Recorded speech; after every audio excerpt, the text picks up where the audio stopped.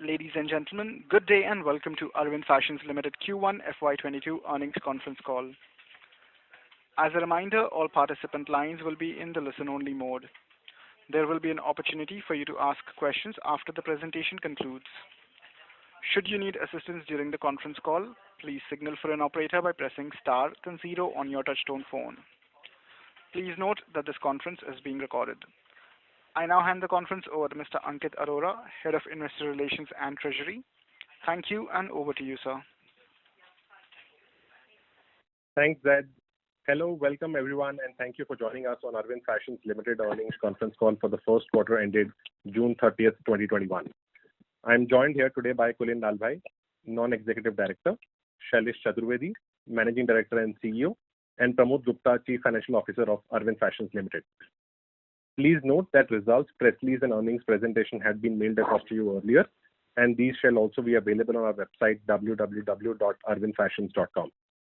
I hope you had the opportunity to browse through the highlights of the performance. We'll commence the call with Kulin providing his key thoughts about our strategy and financial performance for the quarter ended 30th June 2021. He will be followed by Shailesh, who will share his insights into our business performance and key priorities for us going ahead. At the end of the management discussion, we will have a Q&A session. Before we start, I would like to remind you that some of the statements made or discussed on this call today may be forward-looking in nature and must be viewed in conjunction with risks and uncertainties we face. A detailed statement of these risks is available in this quarter's earnings presentation. The company does not undertake to update these forward-looking statements publicly. With that said, I would now turn the call over to Kulin to share his views. Thank you, and over to you, Kulin. Thanks, Ankit. Very good evening to you all. Thank you for joining us for our Q1 results.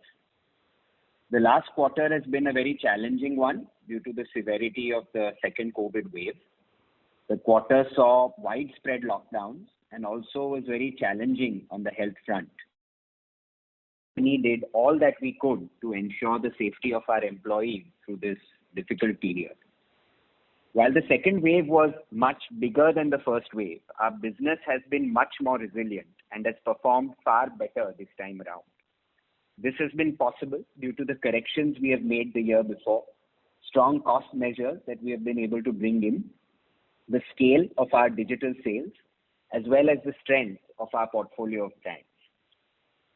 Sales for the quarter were significantly higher than the comparable quarter last year, with more than 340% year-on-year growth. The reported EBITDA is better than the previous year, even though we have booked lower future rental savings this year. Quarter 1 FY21 included a 26 crore rental savings for future quarters.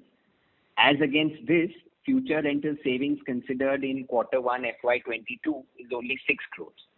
Adjusted for that, the underlying improvement in the bottom line of the business is better than quarter 1 FY21 by close to 30 crores.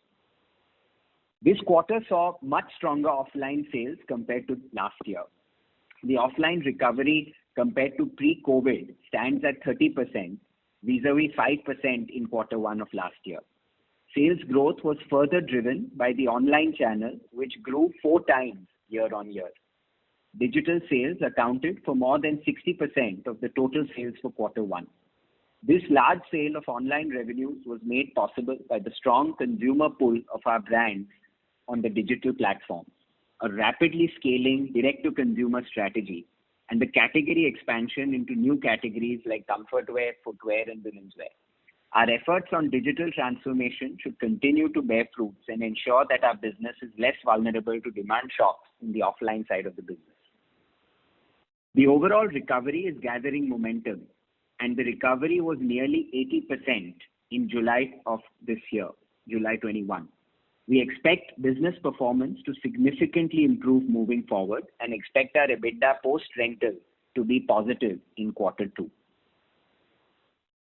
Over the past few years, we had made significant progress in reducing the losses of our value format Unlimited.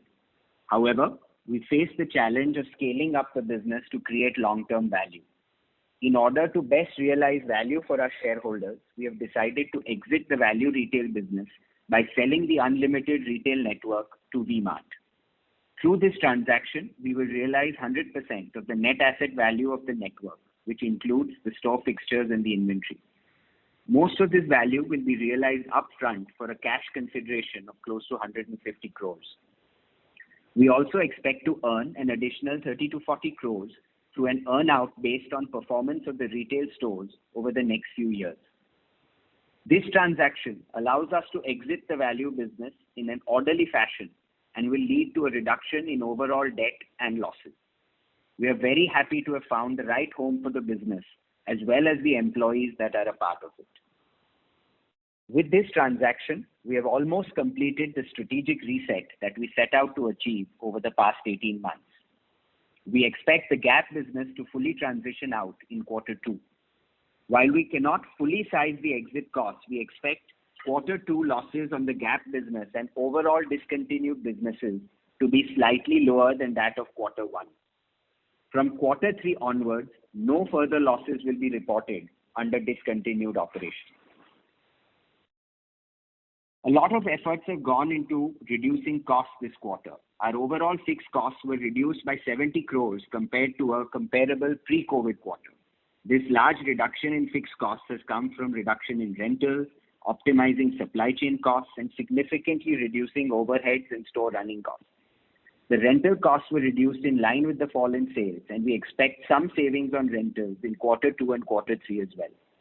This cost focus has allowed us to minimize our cash losses for the quarter. With the exit from Unlimited, the cost base itself will be lower going forward, and we will continue to drive structural savings on the retained cost base of the business.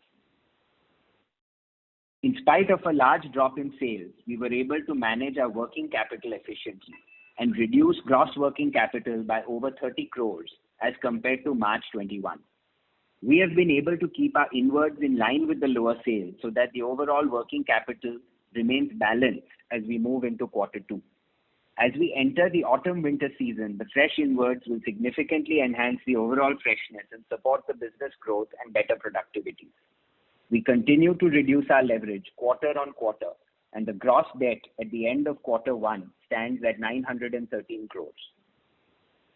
We have the following priorities for the current year.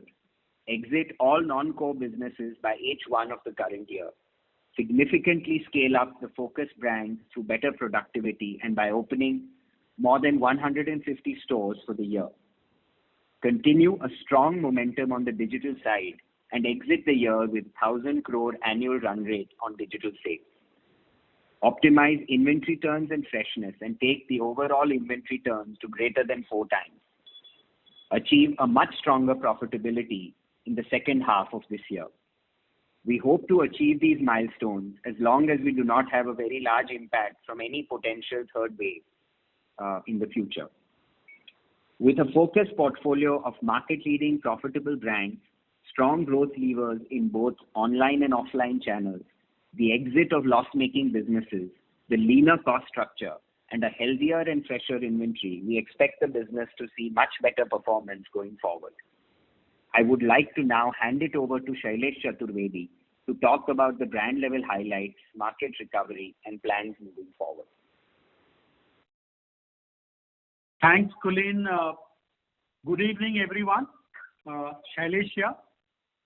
While Q1 has been a COVID-impacted quarter, I'm happy to share that recovery has been faster post-unlock this time around, with nearly 2x recovery than last year. So, for example, if a channel in a particular month last year had X percentage recovery, that recovery is 2X percentage. So if it was 30%, then it becomes 60%. So this time, recovery is much faster and double the percentage of last year. In July, we saw business recovery of 80%.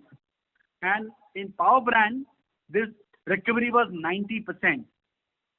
We are hoping that by September, right in time for festival season, recovery could be inching towards the near normal mark. Just to add that this recovery of 90% in Power Brand has been done without Maharashtra malls, Bombay and Pune malls opening. Once they open, we hope to reach near normal mark very soon. We are encouraged by the fact that our Power Brands portfolio is very suitable very suitably placed for post-COVID work from home times where consumers are preferring our brands that have casual and relaxed appeal. A severe onset of COVID wave 2 and subsequent lockdown required a focused work on cost control and cash flow management. Our team did a fantastic job on inventory control, which otherwise tends to swell during such lockdown with very low revenues. We had built in sharper process on inventory buys last year, and that playbook came in handy in our response to second wave this year. We reduced inwards of inventory in line with reduced sales so that the inventory levels at end June were only marginally higher as compared to March 21 end, and they were sharply lower than June 20 by over 300 crores. Continuing our stronger focus on collections from the market during this quarter, our debtors reduced by 77 crores over March 21. With inventory control and debtors management, our gross working capital reduced by 32 crores compared to March 21, even though there was large drop in sales. Hence, our debt levels continue to show a declining trend as we have seen in last several quarters. Kulin did mention that we've been very focused on cost control and the cost base itself will be lower going forward. At the channel level, I will also add that here that with the receipt of final call of right issue of 94 crores in this quarter and with reduction in GWC of 32 crores, we've been able to fund COVID time losses in this quarter. At the channel level, we saw online scale up over 4 times business over last year quarter 1, and it was 60% higher than the normal quarter, which was the quarter 1 of FY20. This impressive growth in digital business has been enabled by strengthening of several capabilities at the back end. We connected additional 100 plus stores with Omni Tech Pack, and now we have nearly 600 Omni-enabled stores across the country. This has resulted in contribution of Omni channel increasing to mid-teens of store sales in this quarter. We also increased the number of D2C warehouses, helping us fulfill marketplace orders efficiently and quickly. In order to strengthen marketplace business, we are now connected with all major portals, and that has significantly helped grow this business. We continue to support online business with several merchandise assortments that are exclusively made for online. Going forward, we wish to build further on our leadership position in online business and enable channel to drive growth and profitability significantly. Just to add a point, we increased this quarter revenue by additional 250 crores. Out of that additional 250 crores, we got 150 additional crores from the online channel. So a significant part of the growth has come through online channel. Overall, July saw 80% recovery in business with 90% recovery in our power brands. We are awaiting further opening in Maharashtra and Kerala, which is expected to drive higher recovery. With faster recovery this time, we are moving towards post-rental EBITDA break-even in Q2 with 6 high conviction brands. With divestment of Unlimited retail business, our focus on 6 high conviction brand is getting sharpened further. Our strategy is to unlock the full potential of these brands and drive profitable growth moving forward. With rapid recovery seen in market this time, we expect rest of the quarter to deliver healthy profitability, except for a fear of any potential third wave. With improvement in momentum in quarter 2 and the festival season thereafter, we look forward to significantly improve sales and profitability during H2 of this year, FY22. With that, we conclude our opening remarks and make it open for the questions. Thank you, sir. Ladies and gentlemen, we will now begin the question and answer session. Anyone who wishes to ask a question may press star and 1 on their touchtone telephone. If you wish to remove yourself from the question queue, you may press star and 2. Participants are requested to use handset while asking questions. Ladies and gentlemen, we will wait for a moment while the question queue assembles. To ask a question, please press star and 1. First question is from the line of Akshay Satija from Alpha Invesco. Please go ahead. Hi, congratulations on great set of numbers, and thank you so much for the opportunity. So what would be our release from the Unlimited business in terms of capital employed? We have a visibility that we'll get close to 150 crore from sale of Unlimited. Okay. And this should happen by early September. Okay, and approximately what capital employed would be released from Gap business, and how do we plan to use these funds? Will we be repaying our debt, or will this be going into further growth expansion? As far as Gap is concerned, we will plan our activities for Q2. So we will wait and we can confirm the exact details of the capital that will get released in Q2 in Gap. Okay. But Unlimited would be 150 crores of capital release. So that would go towards debt reduction or further expansion? Yeah, I mean, surely significant part of that will be to reduce our debt further, and part of that will be for funding of the growth. Also, if you could give an approximate numbers in terms of Gap, maybe what amount of capital employed is currently stuck in Gap, and we understand the number could be 20, 30% here and there. Can I take this question? Yeah, so the total capital employed is about 70 crores, and we expect a good amount of that getting released in Q2 itself. Okay. So the final question, if you could help us, what were the number of owned stores versus franchised, and how much of them were making money pre-COVID levels? How much were loss-making stores and how much were making money pre-COVID? Thank you. See, in the wave first last year, we had corrected our store network very, very sharply, and most of the loss-making stores were already shut down last year. On that cleaned up base, this year we didn't need to close down too many stores, and if I remember, almost a small number between 30 to 40 stores is what we plan, which also happens on a regular basis in our life.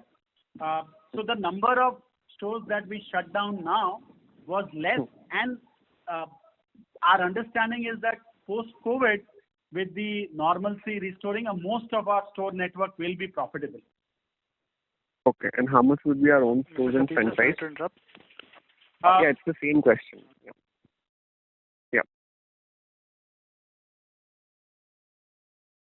Hello? Hello. Yeah. Hello? Sir, you may continue, please. Yeah, I was just asking what the number of owned stores versus franchise? See, our network is largely franchise network, and this year expansion of close to 150 stores, most of them, I would say more than 130 stores would be franchise stores. So our network is becoming more and more franchise led network, and it's an asset light model. So Pramod, do you have an exact number? Somebody has an exact number on? No, I don't have the exact number. We can take this question back and Ankit can revert back to him. Yeah, but I can tell you that our store network is largely franchisee led, and going forward will be, I can use the word entirely franchisee led, like 95% of our store opening will be franchisee led. Got it, sir. Thank you so much. Thank you. Next question is from the line of Nishit Rathi from CWC. Please go ahead. Hi team, thanks for taking my question. So as you mentioned, Q1 is generally when we see higher purchases done before the festival, and this is second time in a row that we've pushed out our purchases. Just two questions on that. Does this in any way affect our ability to grow once the demand is back? And, how does this affect our terms of trade with the vendors when, again, things come back to normal? Would love to get your thoughts on that. I have a couple of follow-ups after this. We are, as we stand today, July, our goods were as per our plan, what we wanted to bring into our system and deliver and send to the market. So we are now on track after all the modification and improvisation that did in the inventory for Q1 COVID time. And for this quarter, I don't anticipate any issue with our ability to service the inventory to the market. We are extremely well poised on that, and we will be able to fill orders in time for the season ahead. No, so Shailesh, the question here is, we were doing things a little differently, let's say 2 years back, and you're saying that we have changed the way we're doing it. So does that mean that going forward we are going to become more just in time in terms of doing it, and or is there something else, or was there inventory that was stocked up that were able to supply? I'm just trying to understand that, right? Yeah. So there are two parts to your question. One is on the discipline on how inventory is built, and second thing is on the response time, agility, that what you used, right? Just in time. So what we did is that we, in the last year in our playbook, we tightened the discipline and we ensured that we were bringing it at the right time in the right quantity. So a lot of internal check and balance and discipline. Also, we played safe with the MBO channel because that channel used to throw up a lot of surprises on inventory, because that's where the inventory is to get sort of leftover or payment. So we reduced our reliance on the MBO channel. So all that brought in internal check and balances, the MBO, less reliance on MBO channel, that brought in a lot of discipline in the way we buy, and that's a structural discipline that will help us going forward as long as we maintain and improve upon that. Second part is on the agility side. So we do a very large volume of production, and we have a partnership with backend with a lot of good vendors in India, and then we work with them on many methods to reduce the lead time of production, and we will be able to get goods on time in season because of the reduced lead time that we are working on currently.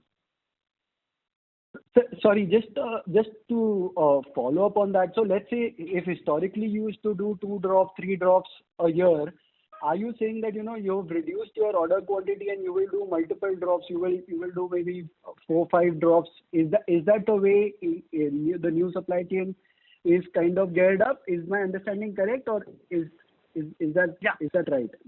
Yeah. So one thing is we bring in the goods right in time for the season launch. What is early in the season, we call it drop zero, and then we have multiple drops or the collections coming every 2 months into the market.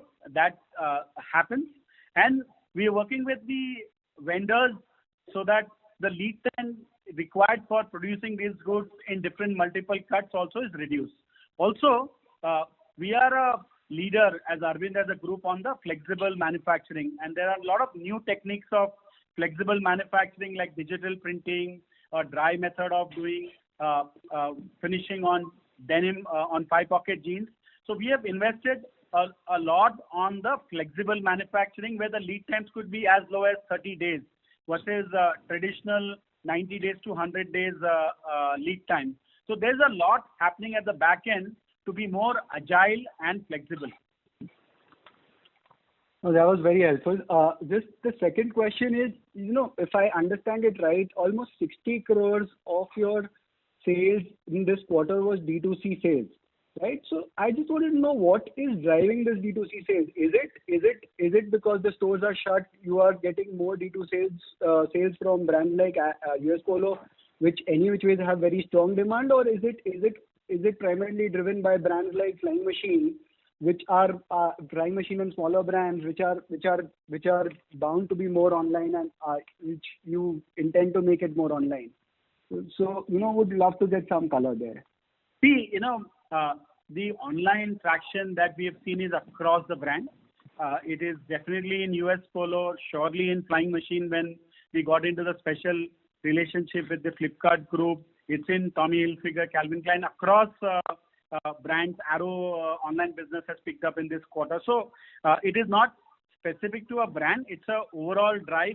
We are a leader in online business in the country. Our current rate is going to be 1,000 crore annual business going forward. So we have a large business which is spread across all brands.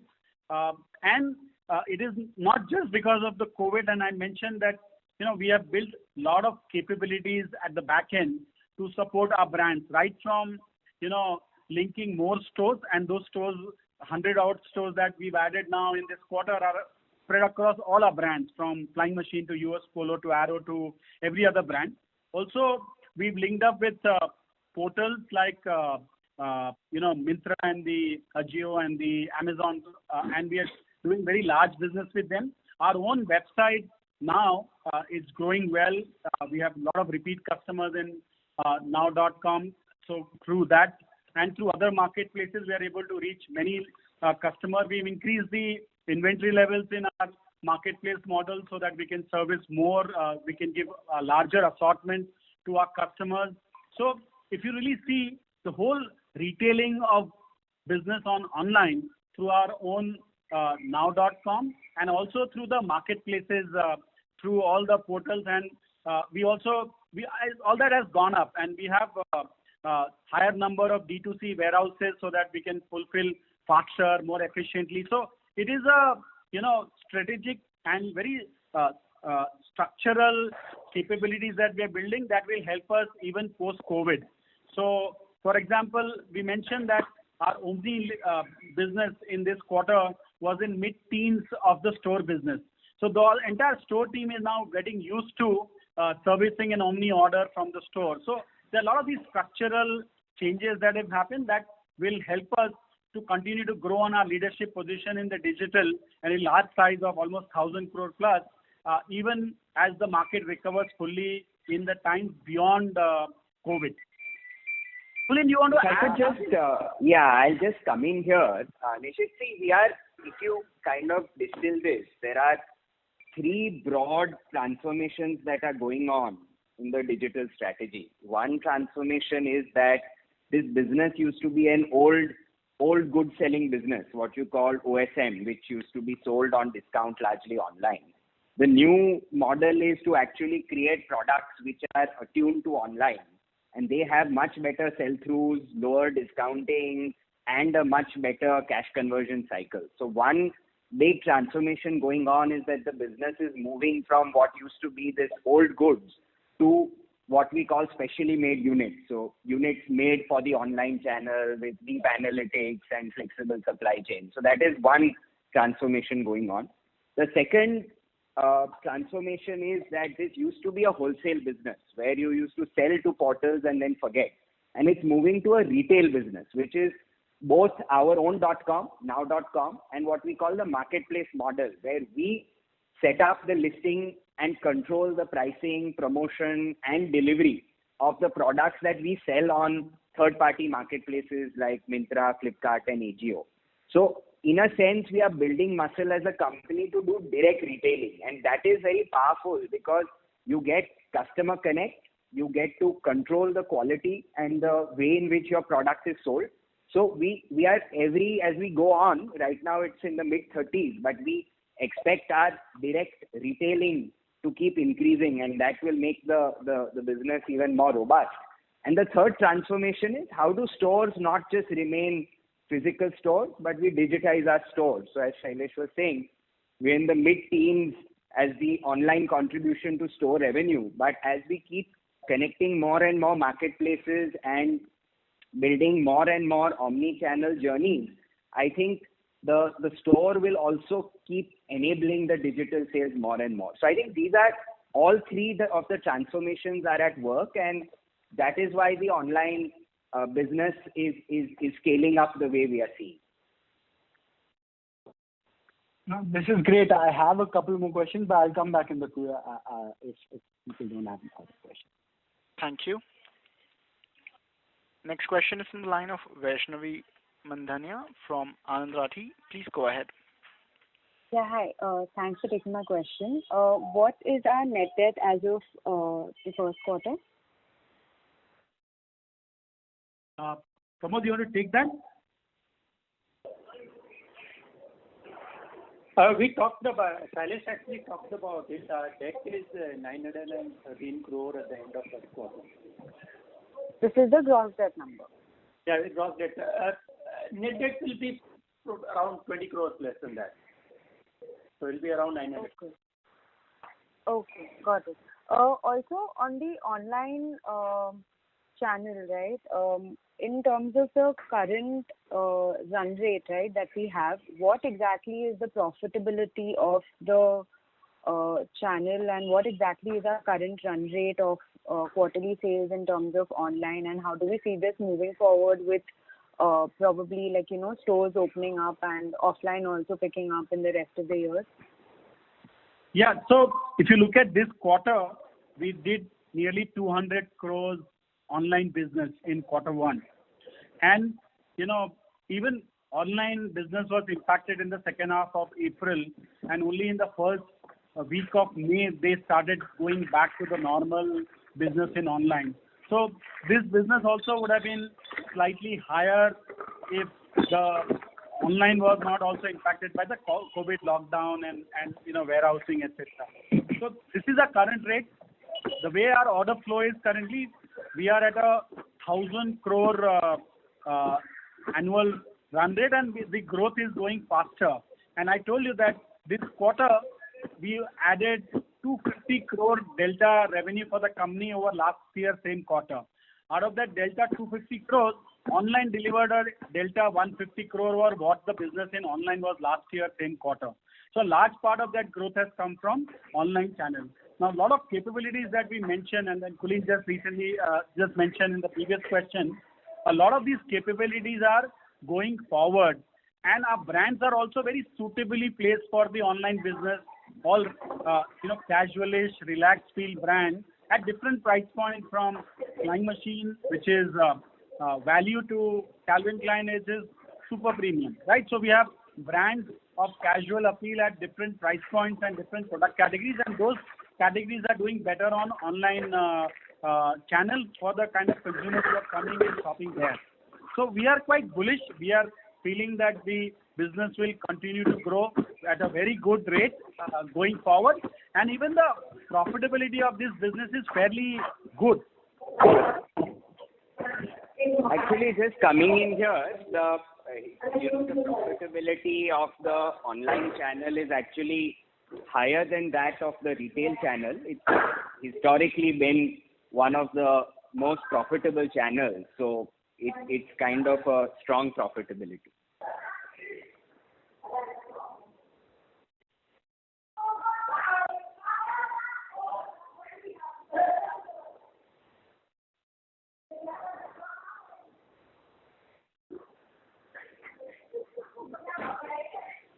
Hello? Hello? Vaishnavi, does this answer your question? Yes, it does. Thank you. Thank you. Next question is from the line of Dhruv Shah from Ambika Fincap. Please go ahead. Yeah, hi, this is Nishit Shah here. My question is overall company's direction. If you look at the two categories which are relatively large in India, one is the innerwear category. There are companies with significantly larger operations like Page Industries and all. What is our strategy in this area? As far as the innerwear business is concerned, 2 years back we put investment behind that business and set up a separate unit, separate team, dedicated team for innerwear, and that business has really scaled up. both online and through the multi-brand innerwear stores. We do that business largely with US Polo, which is a very strong brand with that. And we've added in that, along with the innerwear, we've added some youth wear, loungewear recently, which is also received very good feedback both offline and online. Our plan now is to keep adding new categories on the innerwear. Also, we will, going forward, add innerwear in other brands. For example, Flying Machine, there is a requirement from the online, because it's a very online first brand, to add innerwear to the Flying Machine also. In addition, we do very successful innerwear business in Calvin Klein. And if you see who's who of India, all the celebrities wear Calvin Klein innerwear, and they are CK is one of the strongest innerwear brand in the world. In addition, we have innerwear brand in Tommy Hilfiger also. So slowly we'll see our innerwear portfolio is CK at the top end, Tommy below that.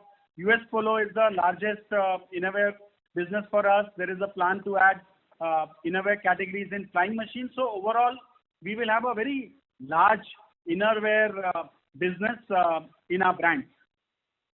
Yeah, thanks, Shailesh, for that. And what about the beauty and fashion? You would have seen one of the companies going public recently has got a valuation of more than 30,000 crores. And you have a tie-up with one of the best in the world brand platforms, yet we are not able to capitalize on it. So could you elaborate what is our plan on this? If I can come in here, see on Sephora, one thing, it is a very, very exciting format. I think there is no question about it. It's one of the world's most successful luxury cosmetic players. And, in the Indian context also, the franchise has been very, very successful. The one thing, though, that one has to understand is that it is a super premium kind of price point and positioning, where the average ASPs of the products are typically above 2,500 rupees. So there is a certain, of course, market for that product, and it is rapidly growing. So we are excited to be able to scale up that business. In fact, on the retail side, the productivity of Sephora in any mall that you will see Sephora in is by far the highest. We have a measure called PSFPD, which is the sales per square foot per day. And Sephora sets the benchmark of productivity in the country. But because of the mix, there is a certain set of malls in India which can support the format of Sephora. As the affluence goes up, we believe we will be able to keep opening more and more stores. So this year we will open more than 6-7 stores of Sephora. Even in the first quarter, the Sephora stores have really bounced back extremely well. So I think as far as physical retail is concerned, it's a very, very successful format, but it is going to be, growing in line with the distribution. Now coming to online, definitely we see the opportunity to be bigger. Again, here the price points are different. You mentioned another player, but in a sense, this Sephora plays in a slightly higher part of the prestige part of the market.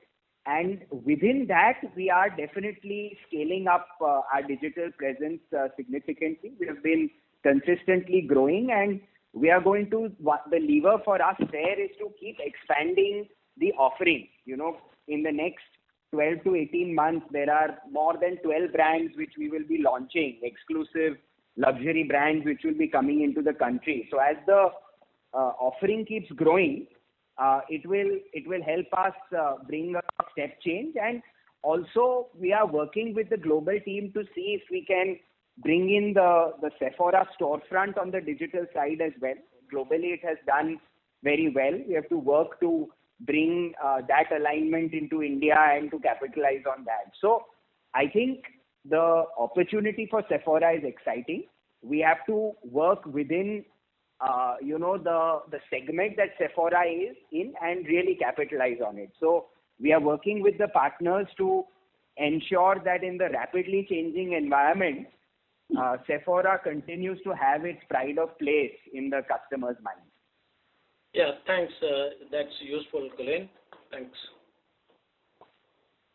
Thank you. Next question is from the line of Devanshu Bansal from Emkay Global Financial Services. Please go ahead. Sir, hi. Thanks for taking my question. So online has seen robust traction for us. So just wanted to check if you could provide profitability comparison versus last year for this channel, be it in terms of quantitative or qualitative terms. This is basically to understand whether the new D2C and own website initiatives that we are doing are helping us on the profitability front. I can take that. As I mentioned, overall profitability in digital is higher than that of physical, and between last year and this year, actually the profitability is holding up. In fact, for our own .com also, it is a positive unit economics model with a healthy unit economics as we speak.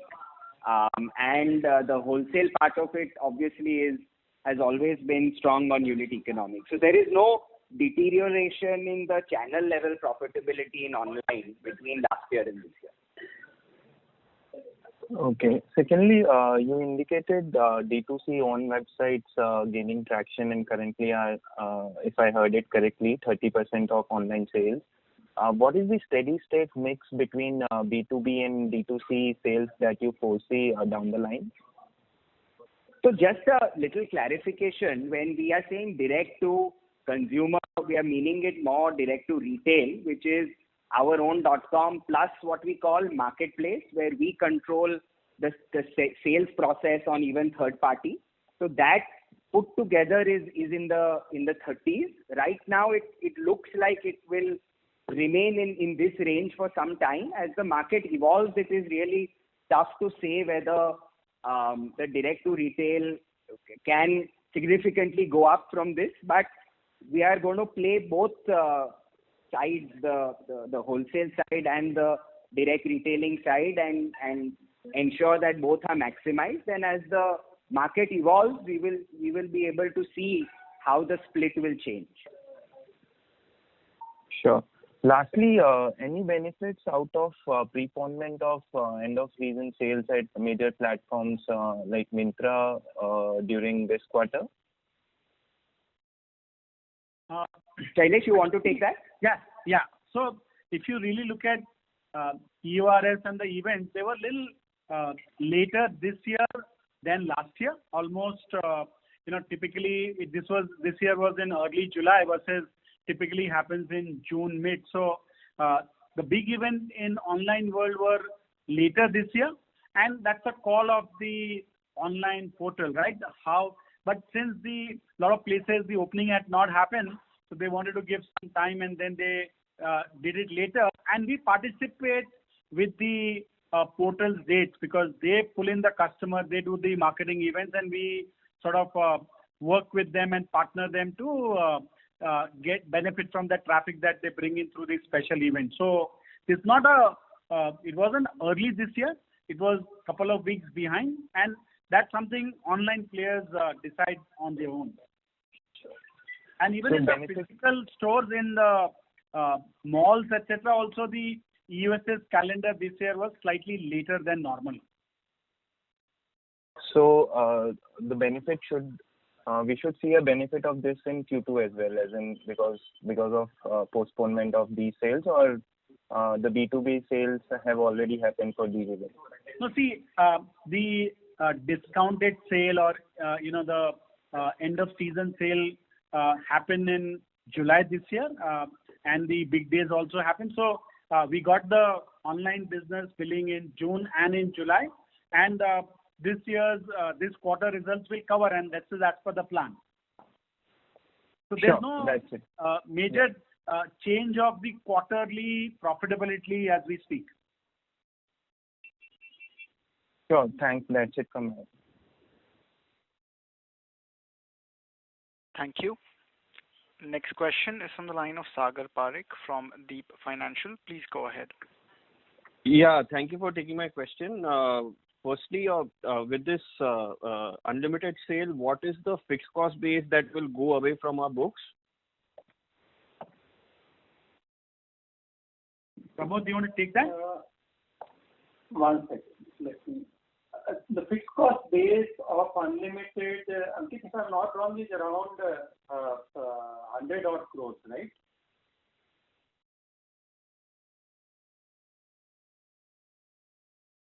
I think the way to look at it, Pramod, should be to look at what kind of PBT losses on average go away. And of course, last year was a COVID impacted year where I think the PBT losses of Unlimited were high at around 80-90 crores. But in even a normal year, since the business had interest cost depreciation and was getting close to EBITDA break even, I think one can say that around 50-60 crores of the bottom line weight would go away.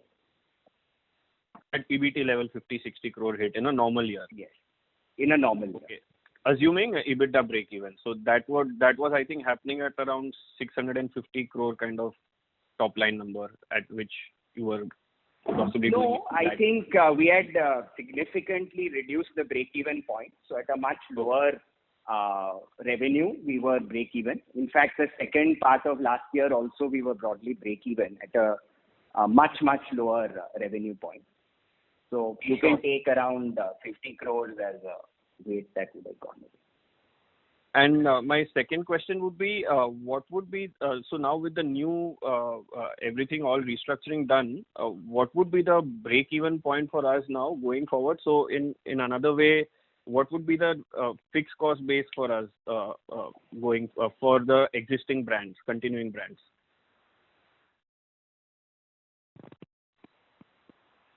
I think as of now, around 600 odd crore of revenue should be able to break even.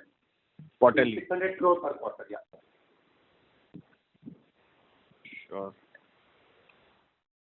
Okay, and any 600 crore, right? Yeah, between 600 to 700 crore, depending on whether it's an EOSS quarter or normal quarter. Got it. And any plans for debt reduction in the current financial year, or we should be broadly similar?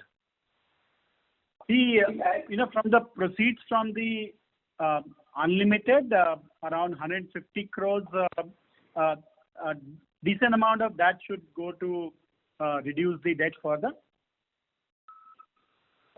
Okay, and so that is assuming that there would be the recovery happens. So if there is like a third wave and further lockdowns, then it could possibly go into loss funding as well, right? So see, if there's a third wave, then the whole calculation will change, right? I mean, right. Then focus will be on managing the wave than on debt reduction. But in case there is no third wave, or it's not like a strong third wave, then we anticipate reduction in debt further okay, so reduction in debt. 120-130 crore is the reasonable debt reduction estimate. I mean, out of that 150, a good amount of that 150 should go into debt reduction if there's no third wave. Okay, and for FY22, do we still anticipate like cash profits from the internal accruals to happen, or it will possibly happen in FY23 now? You have to break it up between H1 and H2. I mean, the Q1 is already out there. And as we said, that our Q2 will be EBITDA positive, and life will further improve from Q2 to H2. So we are pretty positive about what we should be able to do in H2, barring wave 3. But that's where we are. We should be looking at a much sharper profitability in H2 after and Q2 itself and EBITDA break even. Okay. And working capital is sustainable at the current levels, absolute number, or with the sales growth, working capital absolute number should also increase? I think the way to look at it is to Pramod, on working capital, on the inventory side, we are on a major drive for improving our stock turns. So, we have gone from this year our budget close to 4, and in the second half of the year we should be reaching and crossing that mark, and our efforts would be to look at moving towards stock turn of 5 in the next year. And there's a lot of strategic action happening, and as we do, we'll share it. Right now we don't want to talk about future too much, but our entire focus, and we are very committed to take our stock turns to 5 for the next year. Now when you reach just imagine a situation where your stock turns start reaching 5, and you have, let's say, assume no COVID, very likely, and we have removed a large amount of loss-making businesses. So the resultant, the 6 high conviction brands are throwing up decent amount of cash. So the cash coming from operation, stock turns going from 4 and then to potentially to 5, then you'll see that our ability to get cash out of our business will increase significantly going forward. And that will have its impact on debt, on working capital, on anything. So, as the scale will go up, we will still add lot more efficiency to our working capital as we go along, because our stock turns are likely to go up, and our businesses, the remaining 6 brands that we want to focus hard on and invest behind and grow them profitably, then you will see our working capital needs will reduce significantly, structurally. Great, sir. Thank you for answering all my questions. I am done. Thank you. Next question is from the line of Priyank Chheda from Standard Chartered Securities. Please go ahead. Yeah, hi. Thanks for the opportunity. So my question is with respect to gross margins. Now we are done with the portfolio restructuring. What can be a steady state gross margins that we can, safely assume going ahead? See, our gross margin for this quarter were close to 42%. Last quarter 4 of last year was at 41%. But then there is a seasonality, because in the quarter 4 Jan-March period you get the impact of the end of season, so the margins come down a little bit. And this quarter, despite COVID and despite all the issues linked to COVID, our gross margins have remained steady from that 41 to 42% this. In a good time, in normal, not even good time, in normal time with these 6 high conviction brands, our gross margin, I'm not talking too forward, I'm saying in near term should reach 45%. So that's our sort of thing. So we are at a level where 41 has gone, 42 also. The online we mentioned our profitability is fairly good, and this quarter 60% of our revenue came from online channel. So we held on to the gross margin to 42%, and once the COVID impact reduces and the malls etc. open and we do more full price business, then our gross margins are likely to reach 45%. I'm assuming no wave 3. Everywhere I have to put a caveat that don't, assume there be no wave. But if there's no third wave, I think 42% right now could go to 45%. Sure. We understand that. Thanks. That was helpful. The other part to the question is on the expenses. Now, the other participant also alluded. So want to understand at this current state with these 6 brands, our fixed cost can be the quarterly fixed cost what has been reported in Q1. Can we assume that this would be the fixed cost going ahead? If you look at fixed costs as a percentage of NSV, then there's a lot of improvement possible, because the top line will come back strongly if there's no wave 3 and season time. But if you look at absolute number, as the business normalizes, then some of the costs will also normalize. But as in terms of efficiency of our cost structure, we have a lot of structural savings that we received last year, more than 100 crores, and we rationalized many things on supply chain, on manpower, in loss-making stores, and the staff of that converting from own stores to franchisee store to work on an asset-light model. So a lot of effort has gone last year and also this quarter. From the Jan-March base, we reduced our cost structure fixed by another 30 crores on rental, on employee cost, and other things. So we are at a very efficient level right now, and a lot of these structural advantages will go forward. But when the business grows and post-COVID top line is likely to swell very fast, then we'll have to support it with slightly absolute value fixed cost. But as a percentage of the NSV, we will remain very, very efficient because the likely NSV growth should be higher than the likely increase in fixed cost. All right. I understand that. And just to squeeze in further on the rental expenses, so now in the current quarter, it has been 30 crores that has been reported for Q1. Is that and we have achieved a significant savings versus previous quarter. Is that a permanent one, or is that when the stores get open, we are likely to see again slightly higher rental expenses also on that? These are rental for COVID times, and a lot of hard negotiation. But once the typical arrangement with a landlord is that when your business becomes close to 100%, then we'll have to pay the normal rent also. And they're a partner in the business, and it's a win-win for both of us. They have to survive, we have to survive. It's a partnership. So once the business becomes normal, and when we start growing over 2019 numbers, our rent will also normalize. I think quarter 4 was broadly a normalized rent. Maybe it was a little, maybe 95% of what a normal rent would look like. Sure. That's helpful. Thank you for all this. Thank you. Next question is from the line of Suhrid Deora from Paladin Capital. Please go ahead. Hi, good evening, everyone. I have a question on the margins, and I'm not sure if you've already talked about it before on today's call. I apologize in advance. On your slide 10, the emerging brands are showing a higher loss this quarter versus the corresponding quarter last year, despite a higher turnover. So I was wondering what that was due to.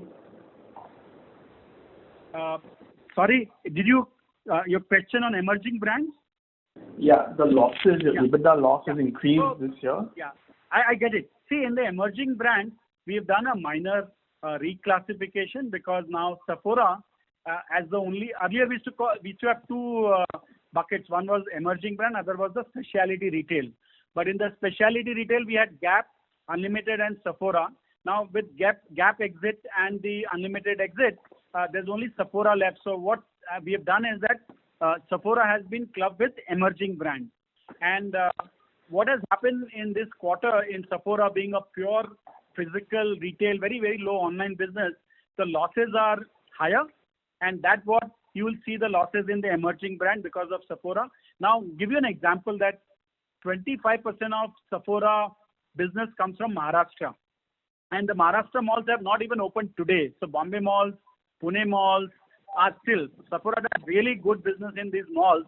And 25% of the national business comes from Maharashtra. And unfortunately, Maharashtra government has not, done the unlock. And Sephora business has got impacted because of that. It's a temporary issue, and Sephora does well when the market will open up, and the Maharashtra open up, that 25% business opens up, the losses will reduce significantly. But in this quarter, because Sephora has got added to emerging brand cluster, and because of the Maharashtra lockdown and also the overall lockdown in a largely pure retail business, COVID does impact significantly. We are not able to reduce all the fixed costs in the same proportion of the drop in the sale. So the losses happen, and Sephora has seen those losses, and that's why the emerging losses are looking higher right now. No, but I'm sorry, if I compare Q1 FY21, I'm assuming that the bucket is the same set of emerging brands in Q1 FY21 and Q1 FY22. But the sales have tripled and the EBITDA has also tripled. The EBITDA loss is tripled. So whatever you told me about Sephora, I understand that. But wouldn't that also apply to the same quarter last year? Yeah, also, there are these rent adjustment. So, we discussed earlier that this year the rent we have blocked is only 6 crores versus 26 crores what was booked last year. So some of those things are impacting the numbers right now. Yeah, last year, almost all of Q1, Sephora was, the entire network was shut. And when we finalized the agreements with the mall, the rentals were broadly at only anywhere between 0 to 25% rev share. Right now, as Shailesh said, those rental savings which we have booked in are a little less, which amplifies the losses of Sephora. Okay. And related question to this is that could you help us understand your long-term margin aspirations? Sorry, I lost you. Sorry. What margin? Sorry, what are your long-term margin aspirations for the company as a whole? I don't know how forward can we go in a call like this and talk about it. No, just directionally. I mean, let's assume COVID is gone at the end of by now. But directionally, where do you think, after the losses of Unlimited going away and all the non-core brands being sold, what should we look to as a sort of margin aspiration for the group with whatever changes you all have made? Sure. See, if you look at our portfolio post Gap, post Unlimited, we have these 6 high conviction brands. We have fundamentally very well established, of decent scale already, very inherently profitable brands. Once we get out of the COVID times, and we get rid of the discontinued brand from second half of this year, what will emerge is a portfolio of very, very strong brands with fairly high potential for margin.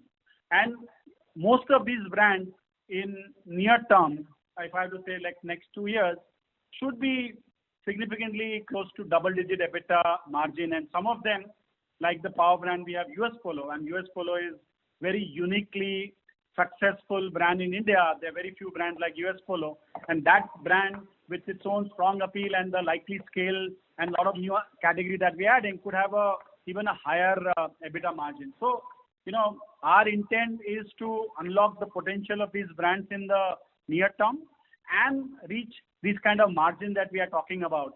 And you add the stock turns that we are talking about, going from 4 this year, maybe to 5 next year.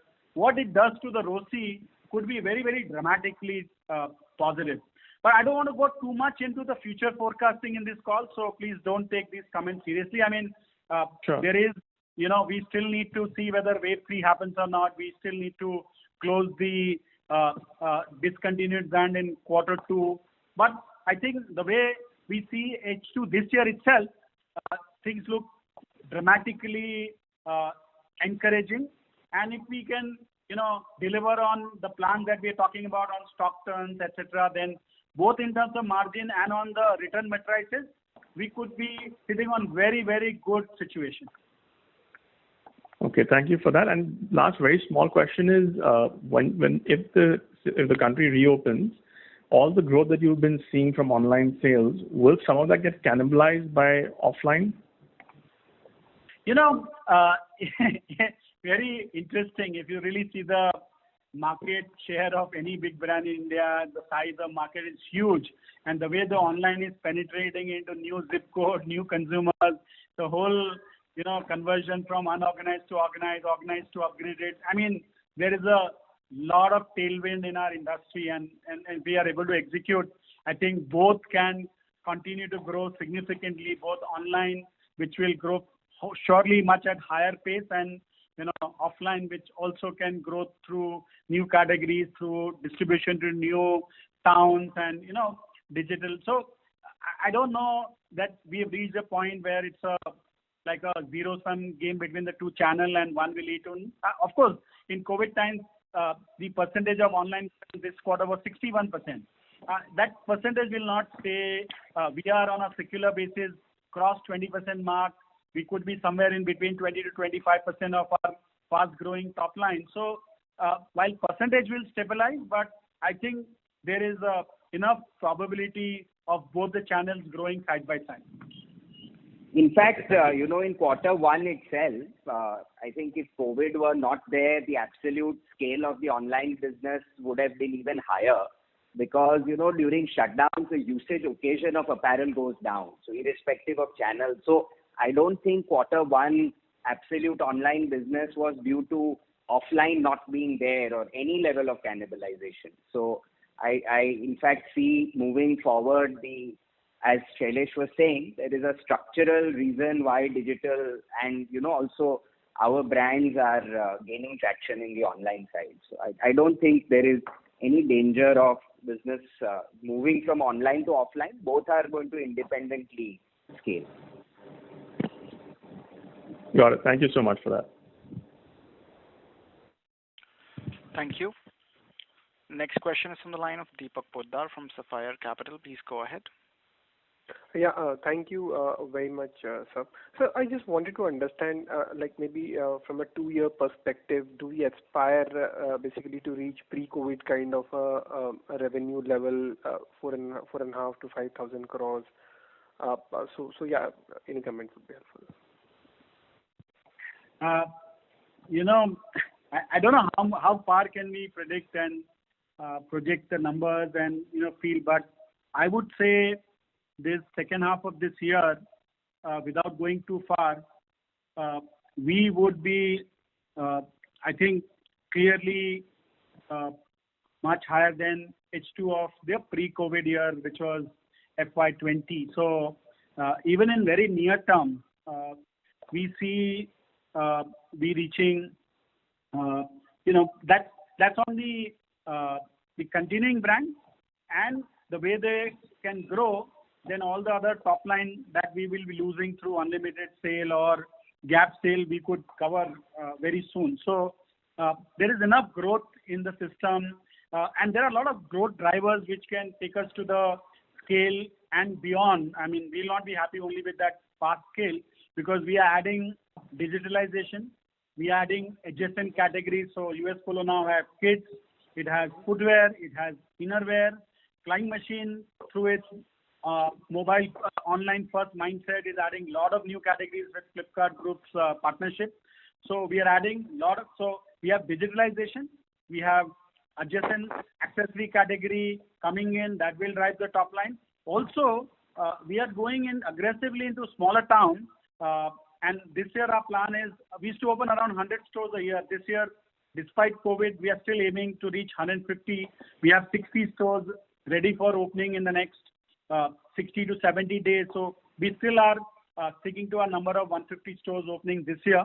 And these stores will not be pure vanilla offline stores. They will be all omni-enabled, our footprint, digital footprint in smaller towns, and not just tier 2, 3, but even much smaller town. We have a model called FMX in Flying Machine, which is for small town. And our target is to reach towns with 50,000 to 2 lakh population towns. We have opened 50 stores in North, and our target is to reach 100 stores soon.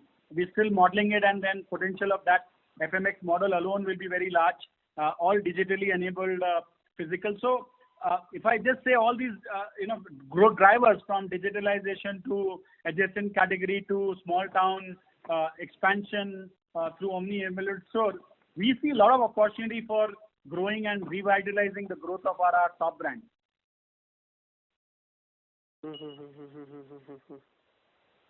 Understood. And you did mention that the second half of FY22, adjusting for or the overcoming the sale that you have done, the second half of FY20 versus second half of FY20, you can outperform, right? Even last year, second half, we did better than the second half of the FY20, period. When unlock happens, like we see in July, our power brands are only at 90% recovery, even though Maharashtra is not open, Kerala is not, even with those closures, we are near normal. So our brands are very well placed for the times we live in, work from home, casual, relax. So we have a very strong portfolio, which is very right for our times, casual, jeans, open footwear, athleisure, innerwear, kids. So we are very confident that, with these strong brands, all very profitable brands, we can grow rapidly. Yeah, fair enough. I got the point. I think, yeah, that's about it. Thank you very much. Thank you very much. Ladies and gentlemen, that was the last question due to time constraints. I now hand over the meeting to Mr. Ankit Arora for closing comments. Over to you, sir. Thank you, everybody, for joining us on the call today. If any of you have more questions, please feel free to reach out to me, and I would be happy to answer them offline. Thanks for your time today, and look forward to interacting with you again next quarter. Thanks for joining. Appreciate. Thank you. Thank you very much, members Thank of you. management. Bye-bye. Ladies and gentlemen, on behalf of Thank you. Arvind Fashions Limited, that